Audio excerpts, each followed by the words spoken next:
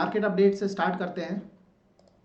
तो देखिए मार्केट्स तो बहुत अच्छा कर रहा है, बोलने की ज़रूरत ही नहीं है, सर्टिफिकेशन की ज़रूरत नहीं है मार्केट को। और ये हम काफ़ी समय से डिस्कस कर रहे हैं। अगर आप हमारा लाइव स्ट्रीम ज्वाइन करते हैं या फिर यूट्यूब वीडियोस वॉच करते हैं तो महीनों से हम ये डिस्कस कर रहे हैं कि ना सभी कुछ इंडिया के फेवर में अभी परफेक्टली अलाइंड है, हमारे कंट्री के फेवर में। और इसीलिए मतलब रिसेंट टाइम्स ऐसा नहीं है कि अभी रिसेंटली मार्केट ऊपर गया है, कुछ समय से ऊपर जा रहा है। ये साल ओवरऑल ठीक रहा है मार्केट के लिए। पिछले साल तो बिल्कुल फ्लैट था, ये साल अच्छा रहा है। शुरू में फर्स्ट ना जैन फैब कोई खास नहीं रहा, फिर अप्रैल से थोड़ा ऊपर गया, फिर सितंबर तक ठीक ठाक रहा, अगस्त तक ठीक ठाक रहा, फिर सितंबर अक्टूबर थोड़ा डाउन हुआ, फिर नवंबर से ठीक ठाक चल रहा है। इंडिया एज अ कंट्री बहुत अच्छा कर रहा है। इसका सबसे बड़ा रीज़न ये है, और कोई बाहर के फैक्टर्स हैं आई एग्री, लेकिन सबसे बड़ा रीज़न है इंडिया इटसेल्फ। मतलब हमारा देश ज़्यादा अच्छा कर रहा है रिलेटिवली, इसलिए अच्छा कर रहा है। तो नंबर वन ये। और इंडिया पे हम कई बार डिस्कस कर चुके हैं कि क्या क्या अच्छा हो रहा है यहाँ पे। एक बार ब्रीफली फिर से हम थोड़ी देर में शायद डिस्कस करें। देखिए अभी जो करंटली क्या हुआ है, all of a sudden market zoom कर गया। वो अगेन वो हम कई बार डिस्कस कर चुके हैं। यूएस बहुत ज़्यादा मैटर करता है वर्ल्ड इकोनॉमी के लिए और ऑफ कोर्स इंडियन इकोनॉमी के लिए, क्योंकि सभी कुछ वहाँ काफ़ी बड़ा है। GDP, export, debt market, stock market सब काफ़ी बड़ा है एज़ कम्पेयर टू अदर। मतलब दूसरे कंट्रीज से कंपेयर करेंगे तो बहुत ज़्यादा बड़ा है यूएस, इसीलिए सोल सुपर पावर उसे बोला जाता है। तो यूएस में इन्फ्लेशन 3% के आसपास है, 2% तो नहीं हुआ है, लेकिन हाँ 3% के आसपास है। और फेड रिज़र्व को शायद कहीं ऐसा लगा होगा, क्योंकि उनके पास बहुत ज़्यादा डेटा होता है। हमारे पास तो मतलब हम तो कहीं नहीं स्टैंड करते हैं। उनका यूएस फेड रिज़र्व वो कंट्री सबसे बड़ा है, फेड रिज़र्व वहाँ सेंट्रल बैंक भी सबसे बड़ा है, सबसे ज़्यादा रिसोर्सेज हैं उसके पास। तो बिल्कुल उसको कहीं से कुछ डेटा मिला, क्योंकि ऑल ऑफ अ सडन आया फ्रेंकली स्पीकिंग। मतलब हम ये एक्सपेक्ट तो कर ही रहे थे कि रेट कट आएगा, लेकिन फेड रिज़र्व जिस तरह से हमेशा आकर उस पर ठंडा पानी डाल दिया करता था कि नहीं अभी टाइम लगेगा, देखते हैं, जनरली इस तरह का होता था।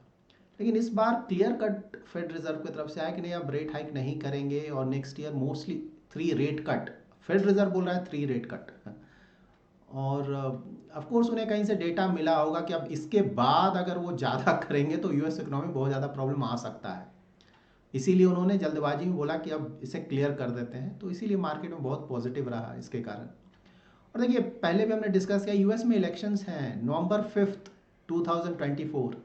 हमारे यहाँ तो अप्रैल मई में ही हो जाएगा, वहाँ पे 5 नवंबर को है नेक्स्ट ईयर। तो ये बोलना, देखिए हम लोग ऐसा बोलते हैं कि सेंट्रल गवर्नमेंट है ना, वो उस पर फ़र्क नहीं पड़ता है, गवर्नमेंट से कोई फ़र्क नहीं पड़ता है, इंडिपेंडेंट है, वो सब बोलने के लिए ठीक है। बट किसी भी कंट्री में फ़र्क पड़ता है, ऑलमोस्ट सारे कंट्रीज़ में।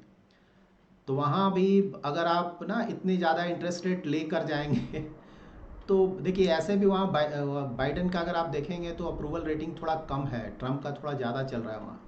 और उसके बाद इस तरह का इकोनॉमिक सिनारियो लेकर जाएंगे, क्योंकि कुछ मंथ्स में अगर हाई रेट इंटरेस्ट रेट रहा तो ऑफकोर्स वहाँ बहुत बड़े प्रॉब्लम्स आएंगे कंपनीज में। तो वो भी एक बहुत बड़ा फैक्टर है जिसे हमें इग्नोर नहीं करना चाहिए। बट या ओवरऑल हमारे लिए पॉजिटिव है। इसलिए पॉजिटिव है कि जब इंटरेस्ट रेट हाई होता है यूएस में तो आपको पता है वहाँ का जो गवर्नमेंट सिक्योरिटीज़ है सबसे ज़्यादा सेफ माना जाता है।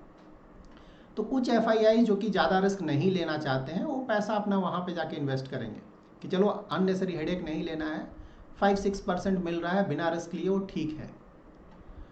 लेकिन जब वो कम होने लगेगा इंटरेस्ट रेट थोड़ा थोड़ा, तो उसके बाद ऑफ कोर्स वो बाहर निकलेंगे कि नहीं अब तो बहुत कम हो गया। यूएस में आपको पता है 2% 3% इस तरह का रहता है, और वो घटेगा, घटकर वहाँ जाएगा भी आने वाले कुछ महीनों में।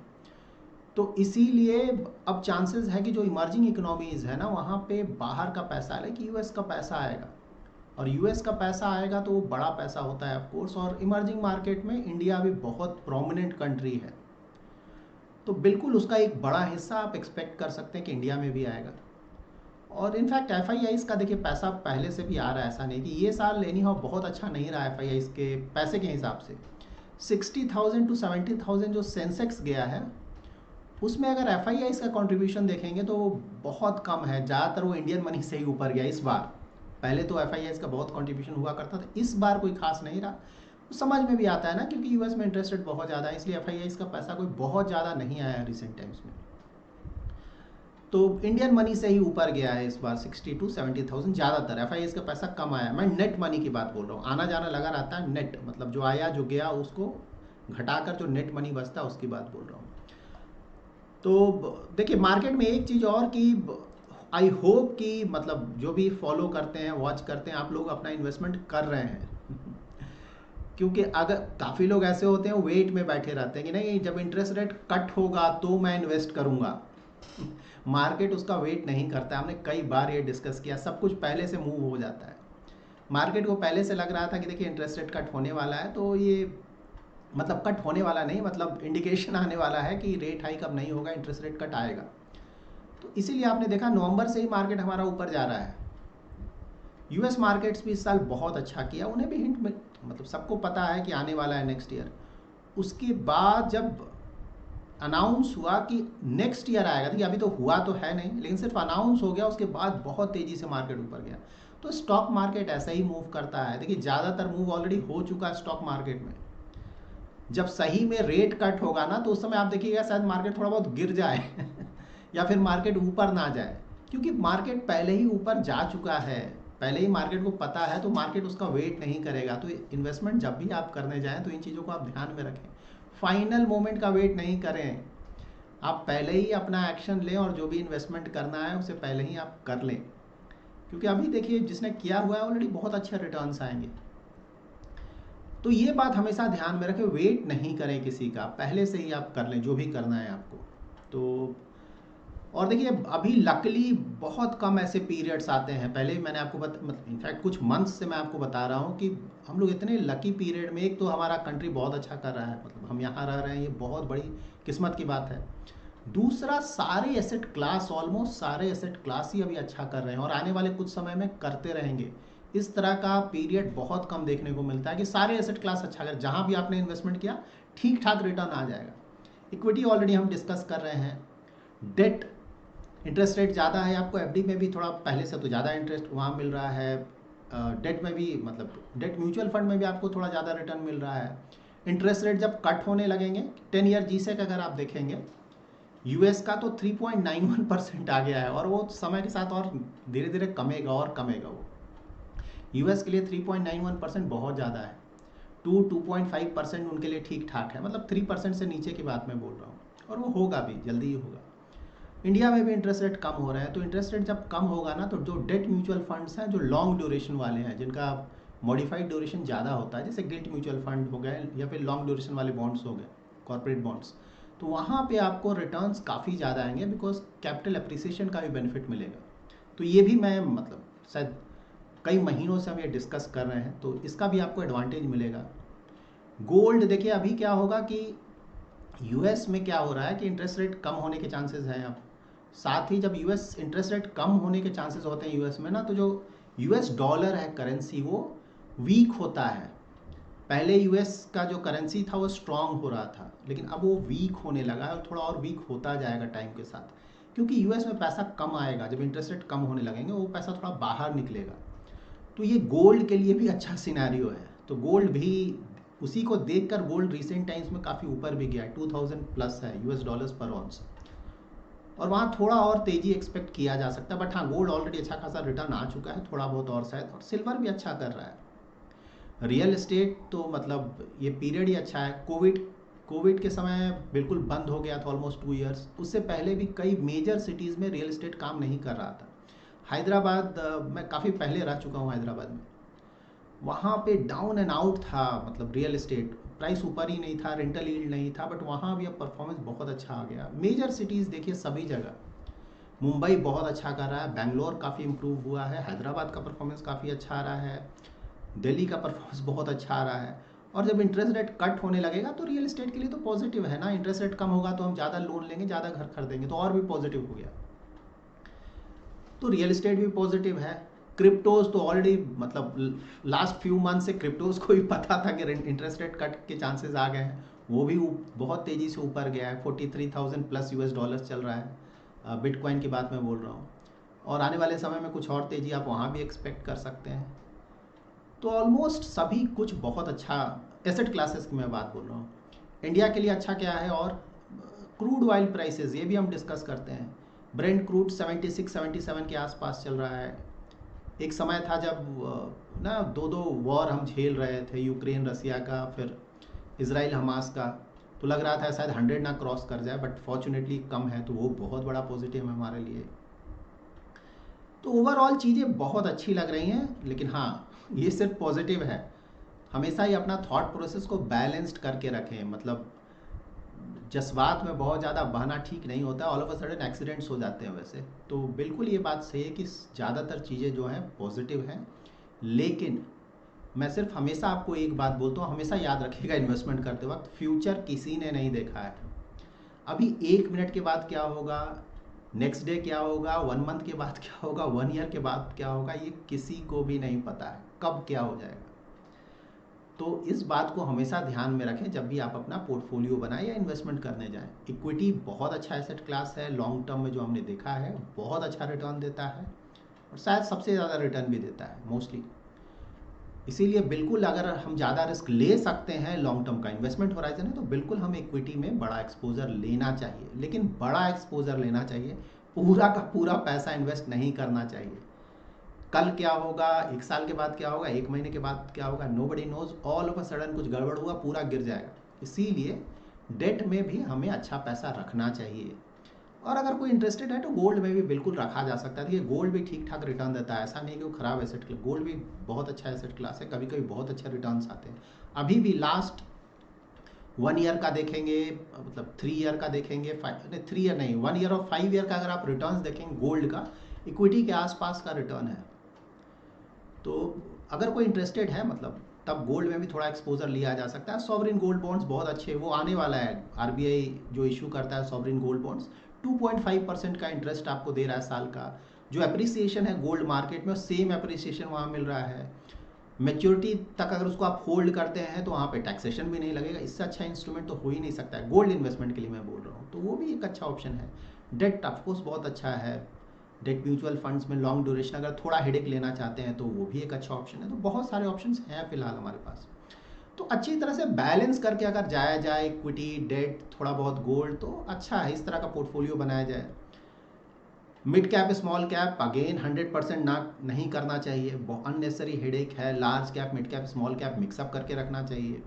लार्ज कैप का परफॉर्मेंस अगर आप देख रहे हैं तो देख रहे होंगे आप ना, मिड कैप स्मॉल कैप के मुकाबले लार्ज कैप का परफॉर्मेंस वापस आ गया है, जो कि हम डिस्कस कर रहे हैं काफ़ी समय से अब, और लार्ज कैप का ये समय चल रहा है।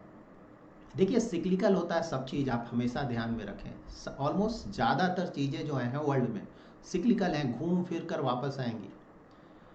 लार्ज कैप नहीं चल रहा था, मिड कैप स्मॉल कैप बहुत अच्छा कर रहा था, अब लार्ज कैप का परफॉर्मेंस लास्ट 2-3 डेज से आप देखिए बहुत अच्छा कर रहा है। सबसे बड़ा बेनिफिशियरी कौन हो रहा है इसका, आईटी। आईटी मैंने आपको हमेशा बताया, जैसे ही मार्केट को थोड़ा सा हिंट मिलेगा कि इंटरेस्ट रेट बढ़ना बंद हो चुका है, रेट कट आ सकता है, आने वाला है, आईटी जूम कर जाएगा। आपने देखा 2-3 डेज से आईटी मतलब दूसरे वर्ल्ड में जा चुका है रिटर्न्स आईटी के स्टॉक्स का, और ये रिटर्न्स और बढ़ेंगे आने वाले समय में। तो आईटी के लिए बहुत अच्छा रहा फेज़। बैंकिंग नो ब्रेनर, वो तो मैं आपको हमेशा बताऊँ, वहाँ तो सोचना ही नहीं है। जो खासकर जो लार्ज अच्छे क्वालिटी के बैंक्स हैं, वैल्यूएशन भी बहुत अच्छा है उनका, तो वहाँ तो, और रिटर्न्स आया भी है इधर रिसेंट टाइम्स में भी, 1-2-3 दिन में देखा वहाँ पे रिटर्न्स आया है बड़े बड़े बैंक्स में भी, और आने वाले समय में वहाँ भी ठीक ठाक आएगा। सेक्टर्स में भी देखिए ज़्यादातर चीज़ें अगर मुझसे पूछे तो पॉजिटिव ही लग रहा है सेक्टर वाइज भी। मतलब मेटल देखिए बहुत रिस्की होता है ना, सिक्लिकल है, कोई टच नहीं करता है, लेकिन मेटल भी अभी पॉजिटिव लग रहा है। मतलब ऐसे बोलने में डर लगता है, मेटल सेक्टर इतना ज़्यादा सिक्लिकल होता है कि कभी भी अप डाउन हो सकता है, लेकिन अभी देखिए ना यूएस डॉलर्स डिप्रिसिएट कर रहा है, आने वाले समय में और डिप्रिसिएट करेगा, थोड़ा बहुत वीक होगा वो, तो उसके कारण मेटल जो है वो अच्छा करेगा, इंडिया में भी अच्छा परफॉर्मेंस आएगा मेटल का भी। और दूसरे सेक्टर्स देखिए, आईटी बैंकिंग तो ऑलरेडी हम डिस्कस कर चुके हैं, और उसके अलावा डिफेंस और रेलवेज बहुत ज़्यादा ओवर वैल्यूड है, टोटली अग्री, लेकिन अगर वहाँ भी ठीक ठाक वैल्यूएशन, थोड़ा ओवर वैल्यूड अगर कुछ अच्छा स्टॉक मिलता है तो वो भी बहुत अच्छा है, क्योंकि गवर्नमेंट का बहुत ज़्यादा स्ट्रेस है। अगर ये गवर्नमेंट कंटिन्यू करता है, सेंट्रल गवर्नमेंट की बात मैं बोल रहा हूँ, तो ये चांसेस हाई हैं तो डिफेंस और रेलवेज में इतना ज़्यादा कंसंट्रेट किया जा रहा है, इतना ज़्यादा पैसा दिया जा रहा है गवर्नमेंट की ओर से कि ये जूम करता जाएगा आने वाले कुछ और सालों तक। तो बट हाँ, अगर कोई बहुत ज़्यादा ओवर वैल्यूड स्पेस में आप जा रहे हैं तो आपको ध्यान में रखना पड़ेगा कि धड़ाम से वो गिर सकता है कभी भी। लेकिन अगर वैल्यूएशन थोड़ा बहुत ज़्यादा है, परफॉर्मेंस अच्छा, असल है परफॉर्मेंस, देखिए अगर वैल्यूएशन थोड़ा ज़्यादा भी है लेकिन अगर उस स्टॉक का परफॉर्मेंस बहुत अच्छा है, कंपनी का ना सेल्स ग्रोथ बहुत अच्छा चल रहा है, प्रॉफिट ग्रोथ बहुत अच्छा चल रहा है, आरओईज बहुत अच्छा है, तो वहाँ पे थोड़ा रिस्क ले सकते हैं। थोड़ा वैल्यूएशन ज़्यादा है फिर भी आदमी जा सकता है क्योंकि ग्रोथ बहुत आएगा। खासकर रेलवेज तो बहुत अच्छा चल रहा है और आने वाले में भी चलेगा, तो ये भी अच्छा है। पीएसयू स्पेस बहुत अच्छा है। और देखिए ये जो ग्रोथ और वैल्यू की बात हम बोलते थे ना, मैंने आपको बताया था कि जब भी रेट कट का थोड़ा सिग्नल मिलेगा, रेट कट्स, तो उसके बाद आप देखेंगे रेट कट जब आने लगेगा, सिग्नल मिलेगा, तो ग्रोथ भी वापस आएगा, ग्रोथ स्टॉक्स, तो वो भी अब आपको देखने को मिलेगा। नेक्स्ट ईयर से ग्रोथ स्टॉक्स का भी परफॉर्मेंस इंप्रूव होने लगेगा थोड़ा वैल्यू के मुकाबले। क्योंकि अभी देखिए अभी क्या हुआ है ना कि जो 60 to 70,000 गया सेंसेक्स ना, उसमें ज़्यादातर जो कंट्रीब्यूशन है वो पीएसयू स्टॉक्स का रहा है। तो पीएसयू स्टॉक से क्या जूम कर गया ये, मतलब जो भी टाइम तो बहुत लगा 60 to 70, लेकिन हाँ मतलब उसके कारण ये ऊपर गया। और अब पीएसयू तो अभी भी बना रहेगा नो डाउट, क्योंकि अगर सेम गवर्नमेंट कंटिन्यू करता है तो ये इसी तरह से अगर काम चलता है तो मोस्टली पीएसयू अभी कंटिन्यू करेगा। ऐसा नहीं कि पीएसयू डाउन है, अभी 1-2 साल तो लगता है कि पीएसयू बिल्कुल अच्छा रहेगा, उसके बाद देखना है। लेकिन हाँ ग्रोथ वाले स्टॉक्स भी हैं, जो हाई वैल्यूएशन वाले अच्छे क्वालिटी के स्टॉक्स, वो भी वापस आएंगे। मिड कैप स्मॉल कैप मतलब मोस्ट पॉपुलर, आप लोगों को ऑलरेडी काफ़ी सारे क्वेश्चंस आ रहे हैं शायद। तो देखिए मिड कैप स्मॉल कैप, जब भी इंटरेस्ट रेट कट होता है, इंटरेस्ट रेट नीचे जाता है, क्योंकि मिड कैप स्मॉल कैप में भी ग्रोथ के लिए उन्हें भी लोन लेना पड़ता है ना मार्केट से पैसा, हाई ग्रोथ कंपनीज जो हैं नहीं पैसा उठाना होगा। तो जब इंटरेस्ट रेट कम है तो ज़्यादा पैसा मार्केट से उठा सकेंगी ग्रोथ के लिए, तो इसीलिए उनके लिए भी अच्छा है। प्लस उनका ऑलरेडी लोन जो चल रहा है उस पर जो इंटरेस्ट का लायबिलिटी है ना वो कमेगा, अगर इंटरेस्ट रेट कम होता है तो वो काफ़ी बड़ा पॉजिटिव होता है। तो जो अच्छी क्वालिटी के मिड एंड स्मॉल कैप की कंपनीज हैं वहाँ भी अच्छा परफॉर्मेंस एक्सपेक्ट कर सकते हैं। देखिए एक चीज़ हमेशा ध्यान रखें ना कि जब मार्केट बहुत अच्छा कर रहा होता है ना, तो कई बार आप देखेंगे कि जो सो कॉल्ड मतलब अच्छे क्वालिटी के कंपनीज नहीं हैं स्टॉक्स, वो भी जूम कर जाते हैं। लेकिन हमें उन चक्करों में नहीं पड़ना चाहिए, हमें अच्छे क्वालिटी के साथ ही रखना चाहिए। कभी ऑल ऑफ सडन मार्केट अगर गिरे तो मेरा स्टॉक अगर गिर भी जाए तो रिकवर कर जाए, क्योंकि जो खराब क्वालिटी का है ना वो बिल्कुल सही बात है, जूम करता जाएगा मार्केट के साथ, लेकिन जब गिरेगा तो फिर शायद वापस ना आए। तो इस बात को हमें ध्यान में रखना चाहिए। तो ये है। और भी देखता हूँ क्या कुछ पॉइंटर्स मैंने लिखे हुए हैं जो कि डिस्कस करना है आज। एक और चीज़ डिस्कस करना था, देखिए हमेशा याद रखें ना कि वर्ल्ड ऑर्डर चेंज कर रहा है। हमेशा पॉलिटिशियंस को आप लोग डिफरेंट जो कंट्रीज़ के जो हेड्स हैं ना, ये बहुत आजकल डिस्कस कर रहे हैं वर्ल्ड ऑर्डर चेंज हो रहा है। इसका मतलब देखिए क्या होता है, हमेशा ध्यान में रखें, इस चीज़ को समझना चाहिए हमें। देखिए जब इंडस्ट्रियल रेवोल्यूशन हुआ था ना, तो उस समय यूरोपियन कंट्रीज़ बहुत तेज़ी से ऊपर आए थे। पहले उनका कोई खास वैल्यू नहीं हुआ करता था यूरोपियन कंट्रीज़। तो वहाँ पे यूके ऑफ कोर्स सबसे आगे निकला, ब्रिटेन, उसके बाद फ्रांस भी अच्छा परफॉर्मेंस था, रसिया का भी परफॉर्मेंस इंप्रूव हुआ, और बाद में जर्मनी भी बहुत स्ट्रांगली आगे आया। उसके बाद फिर यूएस का ही परफॉर्मेंस इंप्रूव हुआ, जापान का ही परफॉर्मेंस इंप्रूव हुआ, और उसके बाद एक फेज़ ऐसा आया कि यूएस और यूएसएसआर दो डोमिनेंट पावर्स थे यूएस में। तो ये वर्ल्ड ऑर्डर चेंज होता है ना, जो सुप्रीम पावर है 1 2 3 4 कंट्रीज जिनका पूरा कंट्रोल होता है वर्ल्ड पे, वो टाइम के साथ चेंज होता रहता है, मैं ये बताना चाह रहा हूँ। उसके बाद देखिए यूएसएसआर ख़त्म हो गया, उसके बाद यूएस सोल पावर रहा, सुपर पावर काफ़ी सालों तक। अब इसके बाद चाइना उभर कर आ रहा है। आने वाले 10-15 ईयर्स में आप देखेंगे कि चाइना नंबर 1 पे चला जाएगा, यूएस नंबर 2 पे चला जाएगा, और नंबर 3 आ जाएगा इंडिया। और जो अभी ना यूरोपियन कंट्रीज़ तो ऑलरेडी बहुत डाउन हो रहे हैं, तेज़ी से डाउन हो रहे हैं। अभी ऑफकोर्स थोड़ा बहुत से है क्योंकि पैसा तो है उनके पास, लेकिन 10-15 ईयर्स के बाद उनका से काफ़ी हद तक कम हो जाएगा, और यही 3 डोमिनेंट प्लेयर्स बचेंगे। और आने वाले समय में फिर से वो भी चेंज होगा नो डाउट, लेकिन हाँ इंडिया बहुत तेज़ी से ऊपर जा रहा है, और हमारा से जो है वर्ल्ड में बहुत तेज़ी से बढ़ रहा है। और चाइना तो ऑफकोर्स नंबर 1 होगा, लेट्स सी नेक्स्ट 10-15 ईयर्स में। यूएस नंबर 2 पे और चाइना, इंडिया नंबर 3 पे। तो इंडिया का देखिए प्रोस्पेक्ट बहुत अच्छा है। और जीडीपी तो हमारा तेज़ी से बढ़ ही रहा है, बढ़ता रहेगा। देखिए एक प्रॉब्लम हमारे साथ क्या है कि हमारा पर कैपिटल इनकम उसके लिए बहुत मुश्किल है ना, हमारा पॉपुलेशन इतना ज़्यादा है। मे भी कुछ हद तक पॉपुलेशन कंट्रोल अगर किया जाए इंडिया में, कुछ हद तक, पूरी तरह से नहीं, क्योंकि चाइना ने वर्ल्ड चाइल्ड पॉलिसी लगाया था ना, बहुत प्रॉब्लम्स हो रहे हैं उसके कारण। चाइना में 2040 में बोला जा रहा है 400 मिलियन लोग ऐसे होंगे जो कि 60 ईयर प्लस के होंगे, रिटायर्ड लोग। तो चाइना में इसीलिए प्रॉब्लम आने जा रहा है। यंग पीपल वहाँ पर ना, जो ओल्ड पीपल हैं बहुत ज़्यादा हो जाएंगे, तो ऑफकोर्स उनका खर्चा होगा, प्रोडक्टिविटी वहाँ होगा नहीं उनके एंड से। तो चाइना उस प्रॉब्लम में फंसने जा रहा है बुरी तरह से। इंडिया में लकली वो प्रॉब्लम नहीं है, हमारे यहाँ भी यूथ पॉपुलेशन बहुत ज़्यादा है। तो मे बी थोड़ा अगर कंट्रोल करें, और मैन्युफैक्चरिंग हम बहुत अच्छा कर रहा है, स्ट्रेस कर रहा है गवर्नमेंट, क्योंकि जॉब वहीं से आएगा, सर्विसेज से जॉब उतना ज़्यादा नहीं आता है।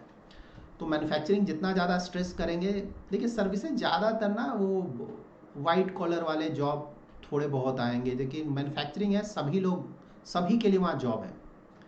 वहाँ लेबर क्लास के जॉब बहुत सारे आएंगे, मतलब मैन्युफैक्चरिंग में, जिसके कारण ज़्यादा से ज़्यादा लोगों को जॉब मिलेगा।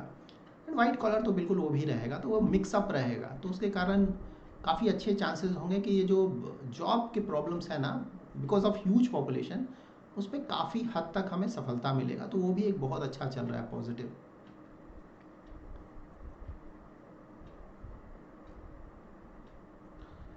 इन्फ्लेशन, देखिए इन्फ्लेशन मैंने नोट डाउन किया। इन्फ्लेशन देखिए इंडिया में थोड़ा बढ़ेगा अभी, क्योंकि फूड इन्फ्लेशन हमेशा प्रॉब्लम करता है ना।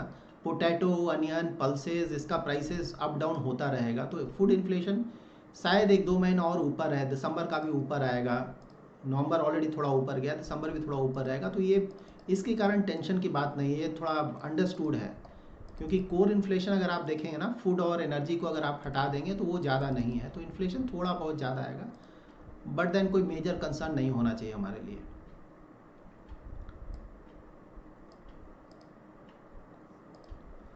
Okay, yes. सो देखिए, master of stock investing course कल से आप लोग स्टार्ट कर सकते हैं, जिसने भी ऑलरेडी ज्वाइन किया हुआ है।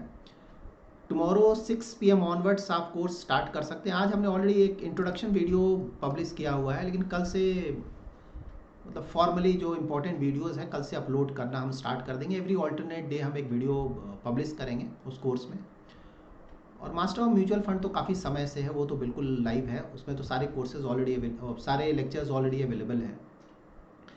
और प्राइसिंग, देखिए प्राइसिंग अभी भी काफ़ी कम रखा है। कल तक हम, क्योंकि अभी हमने जस्ट लॉन्च किया है, अभी हमने स्टार्ट किया, तो कल तक प्राइसिंग जो अभी है वही सेम रखेंगे। मंडे से थोड़ा बढ़ाएंगे, बहुत ज़्यादा नहीं बढ़ाएंगे, मैंने ऑलरेडी आपको बताया है, लेकिन हाँ थोड़ा हम मंडे से बढ़ाएंगे। संडे अगर कोई करना चाहता है तो संडे तक कर सकता है, कल तक प्राइसिंग सेम रहेगा, हम नहीं बढ़ाने जा रहे हैं। Okay, so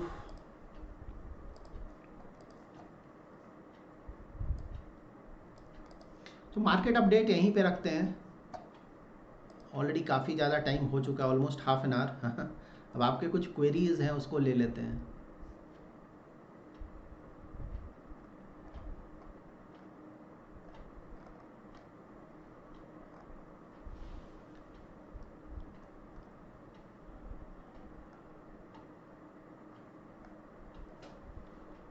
good evening Rajesh ji.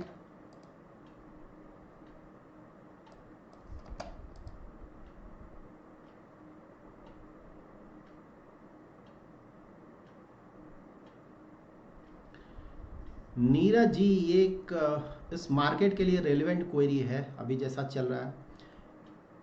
Is it right time to invest SIP in tech funds, और can we invest in lump sum in tech funds?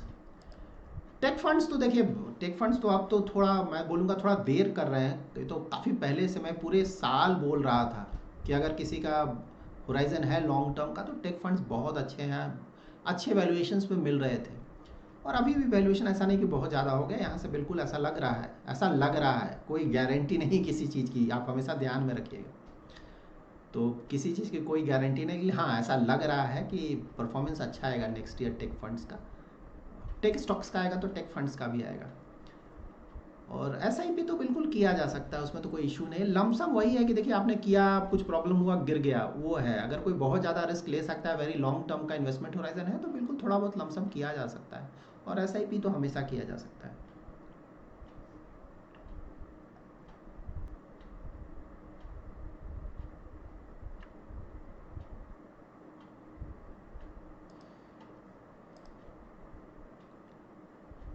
Prashant ji, क्या मार्केट सब पॉजिटिव न्यूज़ फैक्टर कर चुका है? अब मार्केट में लार्ज कैप में इन्वेस्टमेंट कंटिन्यू किया जा सकता है? हाँ देखिए, मार्केट तो फैक्टर इन हो ही चुका ना, इसीलिए इतना जूम कर गया। तो मार्केट ऐसा ही है, बहुत पहले फैक्टर इन कर लेता है, इसीलिए पहले से ही हमें वहाँ पे पोजीशन बना के रखना होता है कि ऑल ऑफ अ सडन जब ऊपर जाए तो उसका हम एडवांटेज ले सके। मार्केट ऐसा ही है, देखिए market all of a sudden कुछ दिन बहुत ऊपर जाएगा और फिर से सो जाएगा, आराम करेगा, वो रेस्ट लेगा, थक गया है। उसके बाद कोई मूवमेंट आपको थोड़ा ऊपर जाएगा, नीचे जाएगा, इस तरह से। तो उस तरह का ऑलरेडी मार्केट ने वो जंप ले लिया है और शायद थोड़ा बहुत और ऊपर जाए और फिर आराम करेगा मार्केट। तो मार्केट ऐसा ही मूव करता है। तो बट हाँ, ऐसा नहीं कि मार्केट में अब मूवमेंट नहीं होगा, बिल्कुल विद टाइम थोड़ा थोड़ा ये ऊपर ही जाएगा। अभी तक तो सब पॉजिटिव है, अभी तो पैसा आना स्टार्ट भी नहीं हुआ है तो यहाँ से थोड़ा और ऊपर तो बिल्कुल जाएगा। और लार्ज कैप्स, बिल्कुल सही बात है ना, लार्ज कैप्स तो अभी आपने ऑलरेडी देख रहे होंगे लास्ट 2-3 डेज से, और खासकर जब FIIs का पैसा और आएगा तो लार्ज कैप्स बहुत तेज़ी से ऊपर जाएंगे। मिड कैप स्मॉल कैप भी ऐसा नहीं लगता कि बुरा करेगा, ऑलरेडी बहुत ज़्यादा ऊपर जा चुका है, तो पहले वाला शायद उतनी ऊपर से नहीं जाए उतनी तेज़ी से। लेकिन हाँ, वहाँ भी ऐसा नहीं लगता कि अगर अच्छे क्वालिटी के स्टॉक्स हैं तो उनका ही परफॉर्मेंस भी ठीक ठाक होना चाहिए। बट हाँ, लार्ज कैप अभी होता है ना, अभी जो लाइमलाइट पे है लार्ज कैप, वहाँ का परफॉर्मेंस रिलेटिवली लग रहा है कि नियर फ्यूचर में ज़्यादा अच्छा रहेगा। लार्ज कैप अच्छा होने का एक रीज़न ये भी है ना कि देखिए, जो फॉरेन पैसा आता है अगर, तो वहाँ अगर निफ्टी का एक्सपोजर देखें तो ज़्यादा एक्सपोजर कहाँ है, बैंकिंग में, IT में है। ये बड़े बड़े स्टॉक्स जो हैं बैंकिंग और IT से हैं, वहाँ बहुत बड़ा एक्सपोजर है। FIIs का पैसा, ऑफकोर्स यहाँ लिक्विडिटी ज़्यादा है, तो जब पैसा आएगा तो यहीं पे ज़्यादा जाएगा। तो लार्ज कैप्स में, बैंकिंग के लार्ज कैप्स में, IT के लार्ज कैप्स में, तो बिल्कुल उसके कारण निफ्टी या सेंसेक्स ऊपर जाएगा। तो ये है।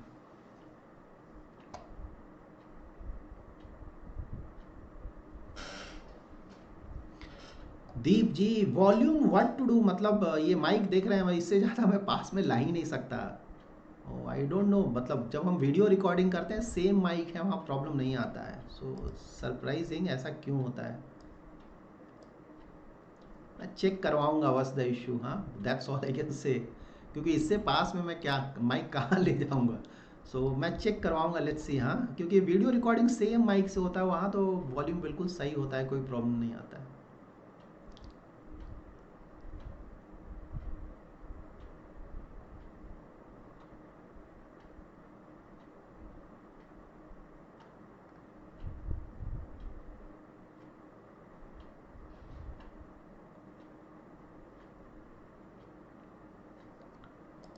ये भी ठीक क्वेश्चन है, इलेक्शंस।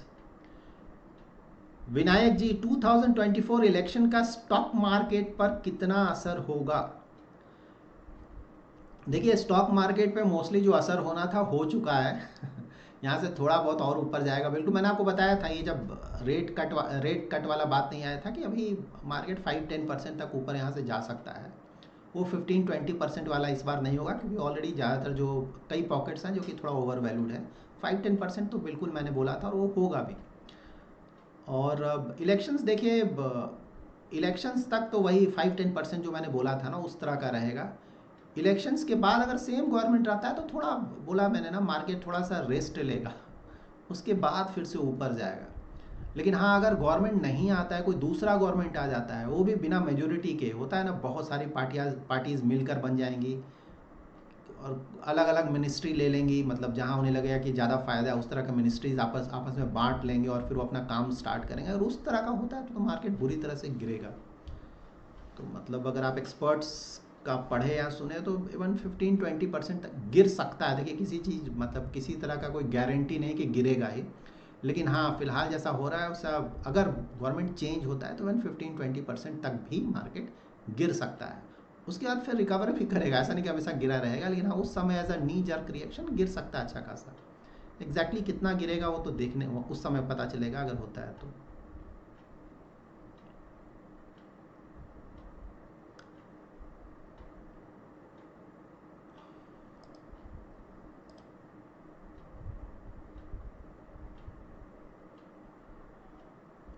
ब्योनदीप जी, HDFC डिफेंस, देखिए डिफेंस तो ठीक ठाक करेगा, वैल्यूएशन प्रॉब्लम है। डिफेंस पे ऑलरेडी हमने डिस्कस कर लिया, मैं तो शुरू में ही आपको बताया, डिफेंस मतलब लगता है कि बहुत अच्छा करेगा आने वाले समय में। रेलवेज और डिफेंस दोनों ही बहुत अच्छा करेगा।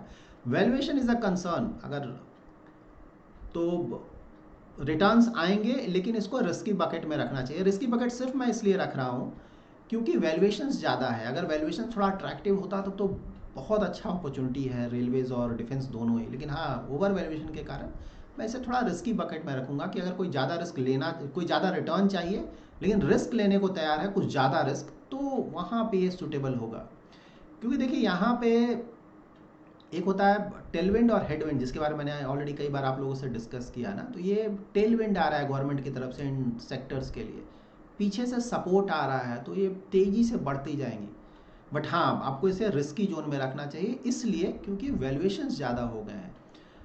बट या अट्रैक्टिव तो है, इसमें कोई डाउट नहीं है, अभी आने वाले कुछ सालों तक अट्रैक्टिव रहेगा। हाँ, ये गवर्नमेंट चेंज हो गया तो बुरी तरह से गिर जाएंगे, ये याद रखिएगा। उसके बाद फिर डिफेंस या फिर पीएसयूज या फिर रेलवेज, उस समय बाद में ऐसा नहीं कि हमेशा गिरा रहेगा, लेट्स बी प्रैक्टिकल, फिर से वापस आएगा, फिर से परफॉर्मेंस इंप्रूव होगा, लेकिन नी जर्क उस समय गिरेगा।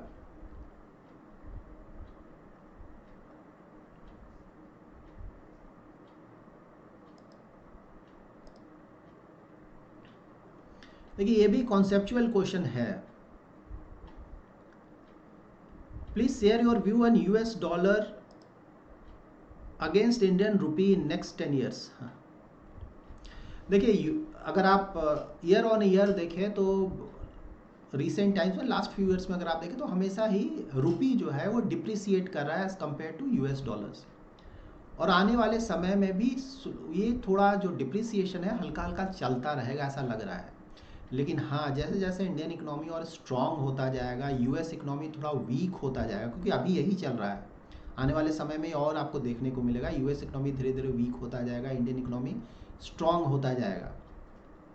तो उसके कारण ये जो डिप्रिसिएशन है इंडियन रुपी का, वो धीरे धीरे कम होगा। लेकिन फिलहाल अगर करंट सिनेरियो में आप देखेंगे तो अभी चांसेस यही है कि जो रुपी है वो थोड़ा अप्रिसिएट करेगा as compare to US dollars. Already हो भी रहा है, आपने लास्ट फ्यू डेज से देखा होगा, रुपी थोड़ा डिप्रिसिएट 83 के आसपास आ गया है, 83.3 के आसपास वो चला गया था, अभी 83 के आसपास आ गया है।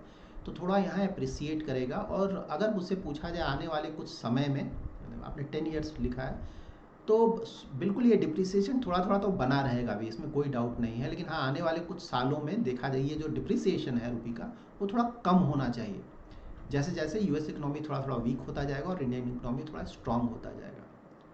देखिए लेकिन दोनों के अपने पॉजिटिव नेगेटिव हैं। इस तरह से आप देखिए, अगर रुपी डिप्रिसिएट कर रहा है तो एक्सपोर्टर्स के लिए बहुत अच्छा है, आईटी फार्मा ये सब है। और अप्रिसिएट जब कर रहा है तो फिर वो भी हमारे लिए पॉजिटिव है ओवरऑल इकोनॉमी के लिए।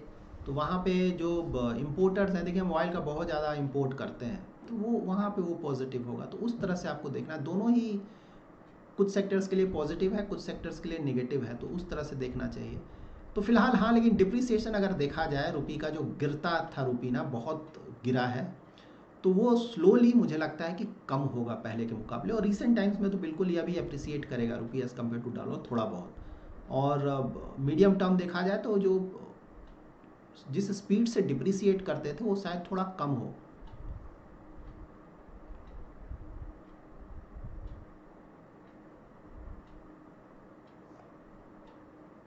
चंदन जी, बैंगलोर में तो रेंटल रेट बहुत ज़्यादा है, मतलब रिलेटिवली यहाँ तो रेंट्स वो कोविड के बाद बहुत ज़्यादा बढ़ा है। सभी जगह बढ़ रहे हैं, लेकिन बैंगलोर में खासकर बढ़ता है, यहाँ पे रेंट बहुत ज़्यादा होता है। मुंबई जैसा नहीं, ऑफ कोर्स मुंबई नंबर 1 है, बट हाँ सेकंड अगर आप देखें तो बैंगलोर ही आएगा रेंट के मामले में।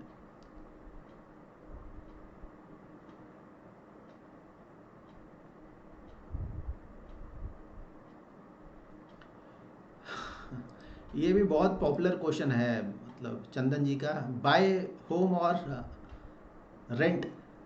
देखिए चंदन जी, मेरा पर्सनल है, देखिए एक इमोशनल अलग चीज़ होता है, इकोनॉमिक्स अलग चीज़ होता है। हाँ, थोड़ा दोनों को, तो अगर एक घर अगर किसी के पास हो खुद का, अच्छी बात है, उसमें इशू नहीं है। हाँ, सेकंड थर्ड उस पर कमेंट कर सकते हैं हम लोग, क्या करना चाहिए क्या नहीं, लेकिन एक रहने के लिए खुद के लिए अगर एक घर लिया जाए उसमें हर्ज नहीं है, पर्सनली मुझे नहीं लगता है। ऑल्दो अगर आप वो कैलकुलेशंस करेंगे, वो सब करेंगे, तो वहाँ पे देखेंगे कि रेंट वाला थोड़ा ज़्यादा आपको लगेगा कि अच्छा है, अट्रैक्टिव है, no doubt, I understand.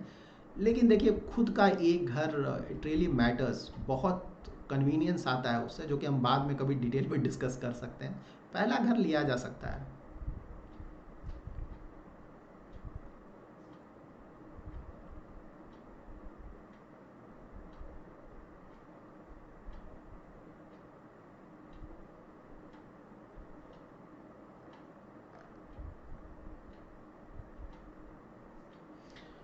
Nikesh ji, chemical stocks, हाँ ये मैं मिस कर गया था। देखिए केमिकल स्टॉक्स, कोविड के बाद जो मार्केट ऊपर गया था ना, केमिकल स्टॉक्स का बहुत हाई रिटर्न्स आया था, ह्यूज। और क्वांट म्यूचुअल फंड में अगर आप लोगों ने इन्वेस्ट किया होगा उस समय देखा होगा बहुत ज़्यादा रिटर्न्स आया था। तो उनका एक्सपोजर मेटल्स, केमिकल्स, आईटी में तो था ही बिल्कुल, आईटी फार्मा ने बहुत अच्छा किया था, लेकिन केमिकल और मेटल ने बहुत अच्छा किया था, और उनका एक्सपोजर इन सेक्टर्स में था अच्छा खासा, इसीलिए बहुत ज़्यादा रिटर्न्स आया था उनका। और फिर केमिकल्स डाउन हो गया बिल्कुल, बट हाँ केमिकल्स अब वापस आ रहा है, अच्छी बात ये है। पहले वाला शायद वो जो रिटर्न्स था ना, वो शायद नियर फ्यूचर में नहीं दिखता कि आएगा, फ्रैंकली स्पीकिंग। बट हाँ ये जो बिल्कुल डाउन था वहाँ से थोड़ा इम्प्रूवमेंट आएगा, लेकिन वो सो कॉल्ड गोल्डन डेज जो था उस समय का, उतना हाई रिटर्न्स नियर फ्यूचर में तो नहीं लगता है, देखना होगा बाद में क्या होता है, बट पहले से इम्प्रूव होगा। कपिल जी, रेलवेज पे म्यूचुअल फंड फोकस्ड नहीं, फिलहाल तो नहीं लगता है, मुझे आइडिया नहीं है सर जी, लेकिन है नहीं, अगर होता तो पता होता शायद। अभी सिर्फ पर्टिकुलरली जैसे डिफेंस पे अब आना शुरू हो गया ना, रेलवेज पे इस तरह का नहीं है। और फिर स्टॉक्स भी देखने पड़ते हैं, उतने सारे रेलवेज में सिर्फ स्टैंड अलोन उतने स्टॉक्स होंगे कि नहीं होंगे देखना पड़ेगा, बट हाँ म्यूचुअल फंड नहीं है ऐसा कुछ।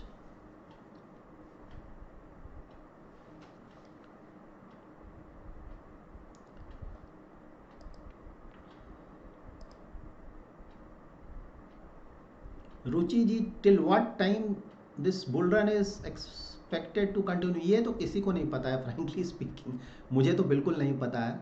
तो देखिए अभी इसको आप इस तरह से देख सकते हैं कि अभी तो इंटरेस्ट रेट कट होने की बात ही शुरू हुई है। तो इंटरेस्ट रेट अभी बात शुरू हुआ है, उसके बाद इंटरेस्ट रेट कट होगा, उसके बाद देखिए हमेशा हर एक पीरियड में आपको देखना पड़ेगा। यूएस में देखिए interest rate cut all of a sudden अभी फेड रिजर्व ने आके बोल दिया। अब यहाँ पे देखना होगा उन्हें पता नहीं क्या लगा। देखिए मार्केट को इस तरह से भी देखना पड़ता है ना, मार्केट में कुछ लोग परेशान होंगे कि all of a sudden US Fed को क्या हो गया, हमेशा निगेटिव बोलता था, ऑल ऑफ सडन पॉजिटिव हो गया। कहीं उन्हें कुछ ऐसा डेटा दिखा कि कहीं कोई प्रॉब्लम आने वाला है। You never know, interest rate cut एक तरह से वो भी सिग्नल देता है, सेंट्रल बैंक अब डर गया है कि भाई अब इससे ज़्यादा हमने स्ट्रिक्ट रखा तो कुछ प्रॉब्लम आ जाएगा, बड़ा प्रॉब्लम आ जाएगा। तो अगर उस तरह का कुछ नहीं है, सॉफ्ट लैंडिंग हो रहा है तो बहुत अच्छा, तब तो अभी चलेगा। देखिए जब भी तो रेट कट, ये जो लो रेट कट है ना, मतलब लो इंटरेस्ट रेट, ये उम्मीद है कि एटलीस्ट 2-3 साल ऐसा ही बना रहेगा। तो 24, 25 और शायद 26 तक चांसेस है कि इंटरेस्ट रेट थोड़ा कम रहेगा, अगर कुछ कुछ मतलब दूसरा कोई बड़ा इवेंट ना हो जाए, अनफॉर्चुनेट इवेंट। लेकिन फिलहाल ऐसा लग रहा है कि 2-3 साल तक तो इंटरेस्ट रेट कम से कम सिक्लिकल है, कुछ साल ऊपर कुछ साल नीचे। तो फिलहाल लगता है कि नीचे रहेगा, और जब तक इंटरेस्ट रेट नीचे रहेगा तब तक मोस्टली मार्केट्स ठीक ठाक रहेंगे। तो इस तरह से आप इसको देख सकते हैं। और जब वहाँ से जब मार्केट को सिग्नल आने लगेगा कि नहीं अब इंटरेस्ट रेट ऊपर जा सकता है, सिर्फ जा सकता है, जाने की ज़रूरत नहीं हो, तो उसके बाद फिर से मार्केट्स उस समय बहुत बुरी तरह से रिएक्ट करेंगे। और देखिए ये तो एक जनरल मैं बोल रहा हूँ, लेकिन हाँ बीच बीच में यू नेवर नो ना, बहुत सारे इवेंट हो सकते हैं। चाइना यू नेवर नो कब क्या करेगा, रसिया क्या करेगा, वी डोंट नो, बहुत सारे इफ्स एंड बट्स हैं। तो उस तरह से भी आपको देखना चाहिए। बट हाँ जब तक इंटरेस्ट रेट नीचे रहेगा मोस्टली ठीक ठाक मार्केट का परफॉर्मेंस रहेगा। तो उस तरह से लग रहा है कि अगले 2-3 साल तक तो मार्केट ठीक होना चाहिए, ठीक होना चाहिए। होगा कि नहीं होगा, नो नो मतलब नो बडी नोज, इस तरह से आप इसको आंसर कर सकते हैं। 2-3 साल तक इंटरेस्ट रेट कम होने के चांसेस हैं, मतलब लो रहेगा तो अच्छा रहेगा।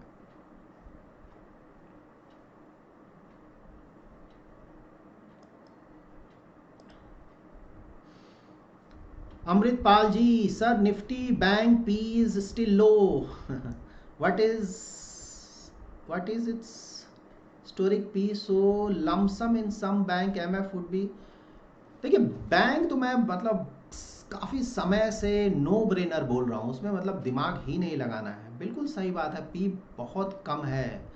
मतलब बड़े बड़े बैंक्स, आईसीआईसीआई, एचडीएफसी, ये सब जो बड़े बड़े बैंक्स हैं ना, ईजिली वो 20 के आसपास का पी कमांड कर सकते हैं। अभी बहुत पी, मुझे चेक करने दीजिए, मैंने देखा नहीं, लेट मी चेक कि फ़िलहाल पी क्या है इनका।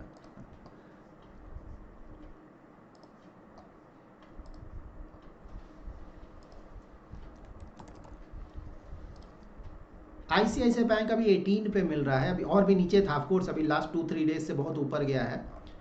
तो बिल्कुल देखिए 21-22 बिल्कुल आराम से पी जा सकता है, और वो भी ज़्यादा नहीं होगा, वो भी रीजनेबल पी होगा। तो ये तो बिल्कुल बैंक में एक्सपोजर लिया जा सकता है अभी भी तो उम्मीद है कि परफॉर्मेंस आएगा यहाँ पे।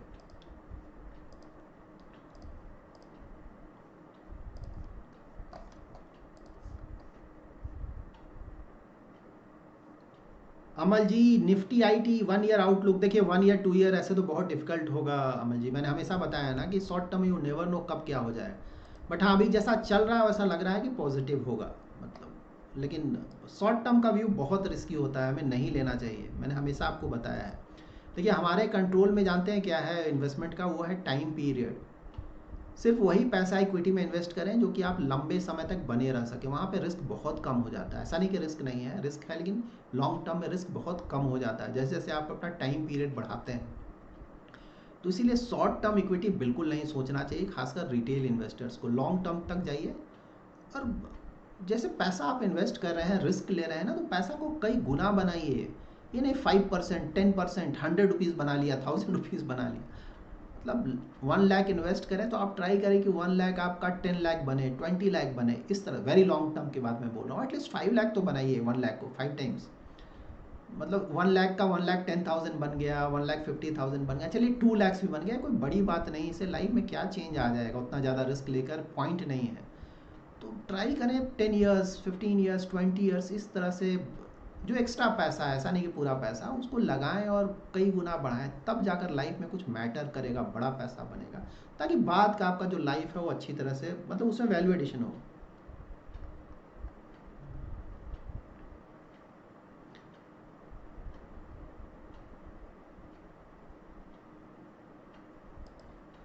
ये भी अच्छा क्वेरी है वेंकट जी। इस करेक्शन एक्सपेक्टेड दिस वीक? देखिए मार्केट गिरने का तो नहीं लग रहा है, हाँ थोड़ा बहुत अप डाउन तो होता है ना। देखिए मार्केट इतना ज़्यादा ऊपर गया है तो थोड़ा बहुत वो रेस्ट लेगा, तो रेस्ट लेगा, लेकिन ऐसा नहीं कि कोई बहुत ज़्यादा गिर जाएगा, थोड़ा बहुत रेस्ट लेगा, दैट आई एग्री, क्योंकि हमेशा इसी तरह से ऊपर नहीं जाता जाएगा। ऊपर जाएगा फिर तो ऑलरेडी मार्केट रिसेंट टाइम में बहुत ज़्यादा ऊपर जा चुका है, तो बिल्कुल वैसा लग रहा है कि बुल थोड़ा तो थका होगा, तो थोड़ा सा वो रेस्ट लेगा और उसके बाद फिर से थोड़ा ऊपर जाएगा। बट ऐसा नहीं कि कोई बहुत ज़्यादा गिर जाना चाहिए, अभी तक ऐसा नहीं लग रहा है कि कुछ है।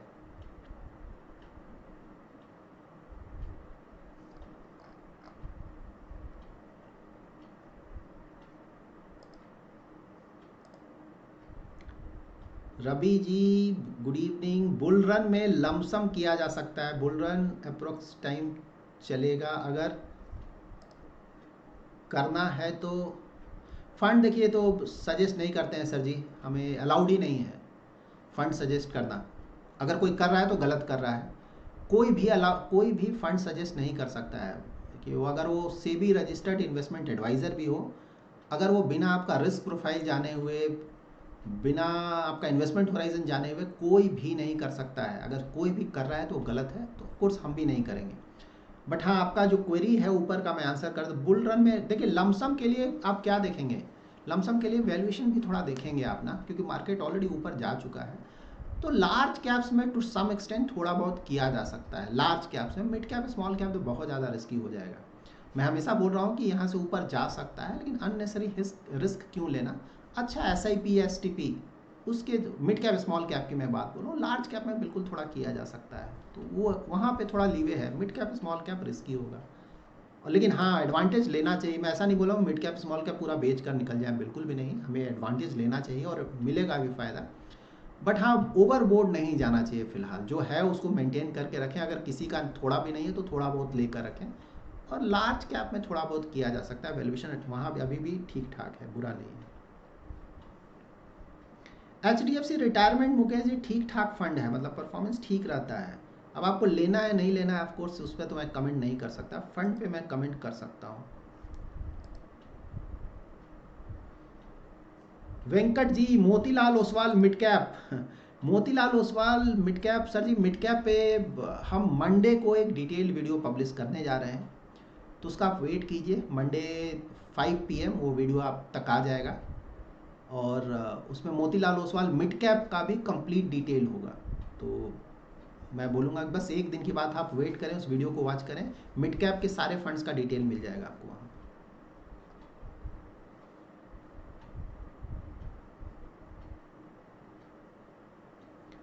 Kaushik ji, ABSL focused fund, change in investing style please. अभी ये इन्वेस्टमेंट स्टाइल चेंज किया, इसके बाद थोड़ा आपको लिखना पड़ेगा, मुझे देखना पड़ेगा कौशिक जी, चेक करना पड़ेगा, तब मैं कमेंट कर सकता हूँ। तो अगर आपको कुछ पता है, आप अगर लिखें तो मैं अभी ऑनलाइन इमीडिएटली चेक करके आपको बता सकता हूँ।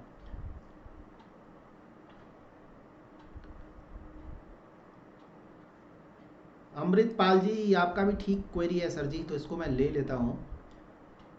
In any one can we expect our interest rate to go down to covid lows of 4%, have invested in gilt fund. Gilt के लिए आपको 4% जाने की ज़रूरत नहीं है, अभी 6.5 है, तो मतलब ऐसा नहीं कि 4% नहीं जाएगा, बिल्कुल जा सकता है, लेकिन हाँ अभी देखिए नेक्स्ट ईयर तो नहीं लगता है 4% चला जाएगा। देखिए 1% गिरता है तो बहुत हो, 1% ज़्यादा शायद ना गिरे, तो मतलब अभी 6.5 रेपो है, तो 5.5 या फिर 5 या 5.5 के आसपास। 4% तो अभी बहुत मुश्किल लग रहा है नियर फ्यूचर में, लेकिन उतना ज़्यादा हेडेक नहीं लेना है, 4% जाने की ज़रूरत नहीं है। मतलब आपका 5 भी अगर 6.5 से अगर 5.5 भी आता है तो गिल्ट में अच्छा खासा रिटर्न्स आ जाएगा आपको।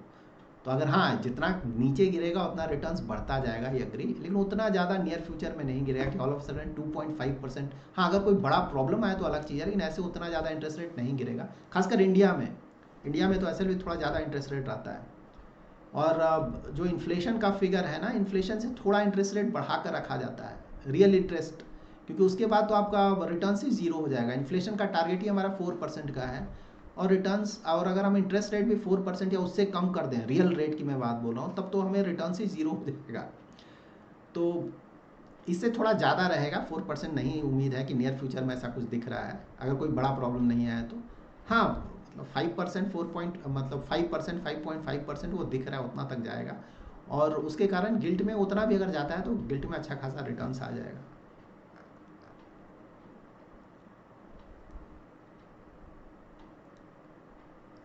Anil ji, quant small cap देखिए, स्मॉल कैप पे तो डिटेल वीडियो पब्लिश किया हुआ है सर जी, तो उसको आप बेस्ट स्मॉल कैप फंड अगर आप इंटर करेंगे हमारे यूट्यूब चैनल के सर्च पे, तो वहाँ पे आपको पता चल जाएगा।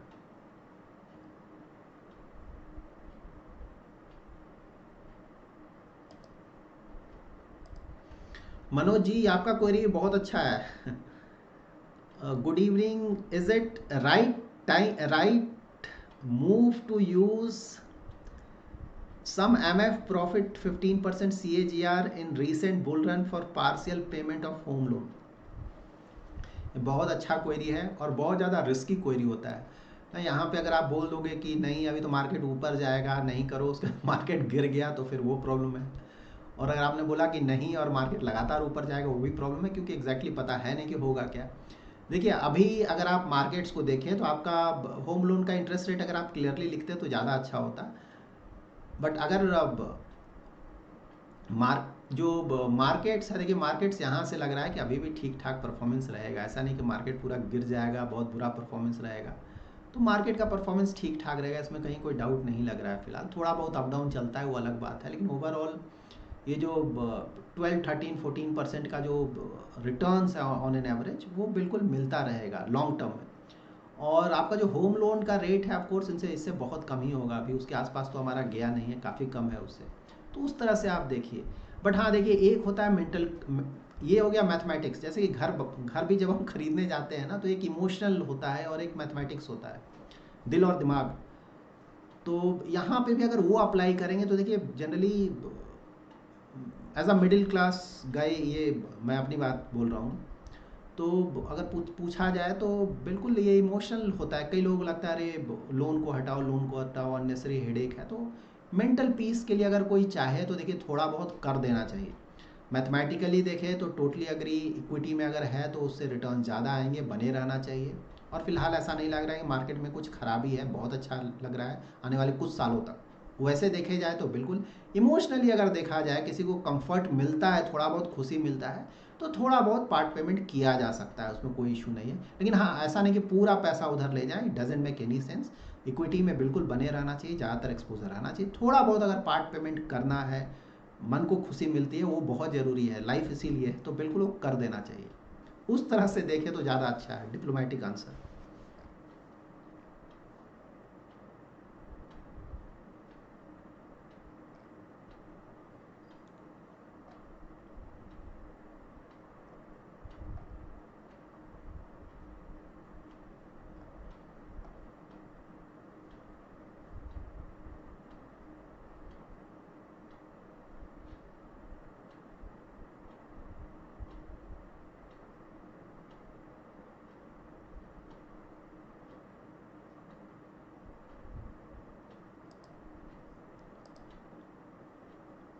अमल जी, क्वांटामेंटल में 2 ईयर से सिप चल रहा है।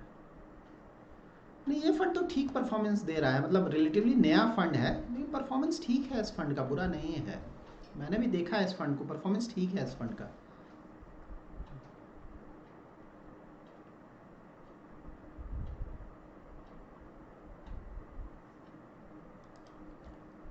Anil ji, what will happen to Indian rupee if BJP does not form a government, won't export be suffering? अभी देखिए चांसेस तो कम लग रहे हैं ऐसा कुछ होगा, लेकिन हाँ, वो नी जर्क में प्रॉब्लम तो आएंगे। उस समय मैं ऑलरेडी डिस्कस कर चुका हूँ, उस समय एज अ नी जर्क वहाँ पे प्रॉब्लम्स आएंगे थोड़े, बट बाद में फिर बैलेंस आउट हो जाएगा। मतलब प्रॉब्लम्स, देखिए होता क्या है ना कि अगर कोई गवर्नमेंट है कंटिन्यू करता है ठीक ठाक पॉलिसी, इकोनॉमिक पॉलिसीज़ की मैं बात बोल रहा हूँ, अगर ठीक ठाक होता है ना, कंटिन्यूटी रहता है, तो बहुत वो कंपाउंडिंग जो आप बोल रहे हैं, कंपाउंडिंग होता रहता है, कंट्री के साथ भी वही कंपाउंडिंग होता रहेगा। लेकिन अगर गवर्नमेंट पूरा चेंज कर देंगे और वहाँ पे अगर थोड़ा भी कम परफॉर्मेंस आता है ना, तो वो कंपाउंडिंग बहुत हद तक हिट हो जाता है। जैसे अब 7% का रेट ऑफ ग्रोथ अगर आप लेकर चल रहे हैं, या 6.5% लगातार चल रहा है, और फिर अगर थोड़ा सा पॉलिसी में कुछ प्रॉब्लम आया, वो 6.56% हो गया या 5.5% हो गया, तो वहाँ थोड़ा फ़र्क पड़ जाता है। तो नी जर्क तो बुरा होगा ज़्यादातर चीज़ों में, लेकिन फिर बाद में ऐसा नहीं कि पूरा ही ख़त्म हो जाएगा। वो लाइफ है, वो चलता रहता है, अप डाउन चलेगा, तो थोड़ा डाउन होगा फिर रिकवर कर जाएगा।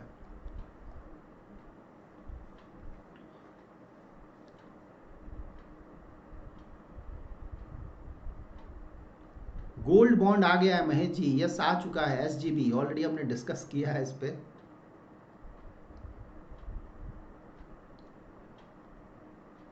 मन्ना जी, इंफ्रास्ट्रक्चर फंड, इंफ्रास्ट्रक्चर फंड बहुत ज़्यादा रिस्की होता है। देखिए अभी अगर आप देखेंगे इकोनॉमी को, तो इंफ्रास्ट्रक्चर सेक्टर बहुत अच्छा ऑलरेडी कर रहा है, और आने वाले समय में बहुत अच्छा करेगा, क्योंकि कैपिटल एक्सपेंडिचर चल रहा है गवर्नमेंट का। और वहाँ एक और बड़ा पॉजिटिव क्या है ना, कि कैपेसिटी यूटिलाइजेशन अगर आप देखें प्राइवेट सेक्टर का, तो वो 75% के आसपास आ गया है। मतलब कि मान लीजिए 100 प्रोडक्ट्स बनाने का कैपेसिटी है किसी फैक्ट्री का, तो 75 प्रोडक्ट्स ऑलरेडी वो बना रहा है, तो सिर्फ उसके पास 25 प्रोडक्ट्स का लीवे बचा है। तो जब भी इस तरह का कैपेसिटी यूटिलाइजेशन हो जाता है किसी भी कंट्री के ज़्यादातर कंपनीज़ में, सेक्टर्स में, तो वहाँ पे वो जो कंपनी है वो और सेटअप करती है नया फैक्ट्रीज़, ताकि, क्योंकि फैक्ट्री सेटअप करने में, स्टार्ट करने में सब टाइम लगता है, कई साल लग जाते हैं। तो मैन्युफैक्चरिंग की बात मैं बोल रहा हूँ, तो क्योंकि जब तक वो बनेगा तब तक ये आपका 25 भी कवर होके वो जो 75 है ना, वो 80-90 के ऊपर चलता जाएगा। तो इसीलिए हम फैक्ट्री बनाना स्टार्ट कर देते हैं पहले से, ताकि ये 100 बने, जब ये मेरा 90 के आसपास जाए, 95 के आसपास जाए, तो मेरा नया फैक्ट्री तैयार है, वहाँ से जो नया डिमांड है मैं उसको मैं फुलफ़िल करूँगा। तो इंडिया में अभी वही हो रहा है, कैपेसिटी यूटिलाइजेशन अगर आप देखें ज़्यादातर कम सेक्टर्स का, ओवरऑल एवरेज में बात कर रहा हूँ, तो 74-75% के आसपास आ गया है। शायद RBI का भी डेटा है 74% के आसपास। तो ये बहुत अच्छा फिगर है, यहाँ से बिल्कुल हम एक्सपेक्ट कर सकते हैं कि जो प्राइवेट सेक्टर की कंपनीज़ हैं ना, वो फिर अपना सेटअप स्टार्ट करेंगी, वहाँ से पैसा आना शुरू करेगा, कैपिटल एक्सपेंडिचर। गवर्नमेंट और प्राइवेट सेक्टर दोनों मिलकर अगर कैपिटल एक्सपेंडिचर करना स्टार्ट करेंगे, तो बहुत बहुत बड़ा पॉजिटिव होगा इकोनॉमी के लिए, और वो लग रहा होगा। और फॉर्चुनेटली अब इंटरेस्ट रेट भी कट होने वाले हैं। इंटरेस्ट रेट जब नीचे जाएंगे तो प्राइवेट सेक्टर आराम से लोन ले पाएगा, उसका इंटरेस्ट बर्डन घटेगा, तो वो भी बहुत बड़ा पॉजिटिव है। इस तरह से हम देख सकते हैं इसको। सैन भारत जी, सेक्टोरल फंड्स तो ऑलरेडी हमने डिस्कस किया सारे सेक्टर्स के बारे में, काफ़ी अच्छा है, लेकिन वही है, सेक्टोरल फंड्स होता है, कॉन्सेंट्रेटेड पोर्टफोलियो है। अब जैसे आप आईटी की बात बोल रहे हैं, बैंक की बात बोल रहे हैं कि अच्छा करेगा, तो जो डाइवर्सिफाइड फंड्स हैं सभी में आपको बैंक का एक्सपोजर बहुत मिलेगा, और कुछ फंड्स ऐसे मिलेंगे जहां आईटी का एक्सपोजर भी बहुत ज़्यादा है। तो उस तरह से आप देखें, सेक्टर फंड्स देखिए, उस पर्टिकुलर सेक्टर का अगर थोड़ा बहुत आइडिया है ना तो इन्वेस्ट करना सही होता है, नहीं तो बहुत ज़्यादा रिस्की होगा।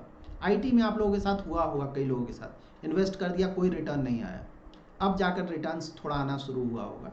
तो sector funds ideally retail investors को, अगर उस पर्टिकुलर सेक्टर का आइडिया नहीं तो अवॉइड करें। डाइवर्सिफाइड जो डाइवर्सिफाइड फंड्स है वहाँ भी आपको अच्छा खासा एक्सपोजर मिल जाता है, उस तरह से देखिए।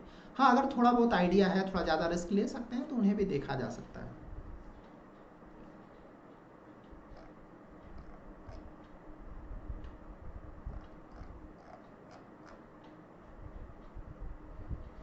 Nine point three percent Manoj ji, हाँ ठीक है, मतलब पहले से तो बहुत बढ़ गया है, लेकिन अभी भी ऐसा नहीं कि बहुत ज़्यादा है। वही जो मैंने आपको बताया ना, उस तरह से देखिए, दिल और दिमाग, तो थोड़ा बहुत किया जा सकता है। देखिए एक चीज़ क्या, एक तो थोड़ा बहुत अगर पेमेंट कर दिया जाए थोड़ा, वो बहुत अच्छा है, और दूसरा थोड़ा ईएमआई अगर बढ़ा सके ना, हमेशा होम लोन में हमेशा ध्यान रखें कि बहुत लॉन्ग टर्म का होता है ये, तो थोड़ा अगर ईएमआई अगर बढ़ा दिया जाए, अगर, ऑफ कोर्स इट डिपेंड करेगा आपका ईएमआई कितना है, कैपेसिटी कितना है, I can not comment on that, मुझे पता नहीं है, लेकिन अगर एक 2,000 3,000 4,000 इस तरह से बेसिस योर कैपेसिटी, अगर एक 2,000 भी पर मंथ अगर बढ़ा दिया जाए तो बहुत मैटर करता है लोन रीपेमेंट में, क्योंकि आपका प्रिंसिपल अमाउंट ख़त्म होने लगता है उसके कारण जल्दी। तो बिल्कुल ट्राई करना चाहिए कि थोड़ा बहुत लमसम कर दें, और ईएमआई अगर हम बढ़ा सके थोड़ा बहुत तो वो भी ठीक है, वो भी करना चाहिए थोड़ा बहुत, बिल्कुल हमें ट्राई करते रहना चाहिए इक्विटी इन्वेस्टमेंट के साथ साथ, कि होम लोन भी जो चल रहा है जितनी जल्दी, as a middle class mentality में अपनी बात बोल रहा हूँ, जितनी जल्दी इसको झंझट को ख़त्म करूँ अच्छा है। तो उस तरह से भी देखा जा सकता है, लेकिन हाँ, इक्विटी में बने रहना चाहिए, ज़्यादातर एक्सपोजर रखना चाहिए, वहाँ पे काफ़ी अच्छे रिटर्न्स आएंगे। थोड़ा बहुत इस पर भी ध्यान रखना चाहिए, ऐसा नहीं कि बिल्कुल छोड़ देना चाहिए होम लोन को।